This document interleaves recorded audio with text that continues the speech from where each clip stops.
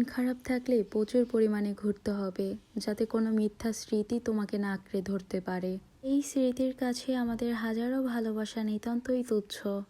Hello everyone, আসসালামু আলাইকুম, this is Shahraj diary. কেমন আছেন আপনারা সবাই? সেদিন চলে গিয়েছিলাম সবাই মিলে টেকারহাটের ওই দিকে একটা মনোরম পরিবেশের ফিল নিতে। জায়গাটা অনেক বেশি সুন্দর ছিল। মাঝখান দিয়ে রাস্তার চারপাশ দিয়ে পানি কারা একটা পরিবেশ ছিল, নিরিবিলি। জায়গাটা এত বেশি সুন্দর, না দেখলে হয়তোবা তোমরা সামনাসামনি বুঝবে না। ঘুরে ঘুরে তোমাদের দেখানোর জন্য সুন্দর সুন্দর কিছু ক্লিপ নিব।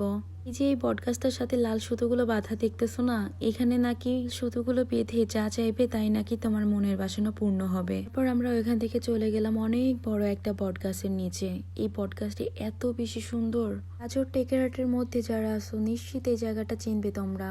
এই জায়গাটায় নাকি প্রতি বছরে অনেক বড় মেলা হয়, যাকে বলা হয় কুন্ডু মেলা। জায়গাটার নামও হয়তো বা তোমরা চেনো, কদমবাড়ি। তারপর তোমাদের জন্য কিছু সুন্দর সুন্দর ভিডিও ক্লিপ নিলাম, ছবি তুললাম। এখন আমরা আর একটা জায়গায় চলে যাব ছবি তোলার জন্য। এখানে গিয়েও তোমাদের জন্য সুন্দর সুন্দর কিছু ভিডিও ক্লিপ নিব এবং তোমাদের সাথে শেয়ার করব। বাট সব থেকে দুঃখের কথা হচ্ছে ওইখানে যেতে হলে চার পার হয়ে যেতে হবে। অনেক কষ্ট করে চার পার হয়ে এপারে আসলাম। এখানেও চারপাশটার পরিবেশ অনেক বেশি সুন্দর ছিল।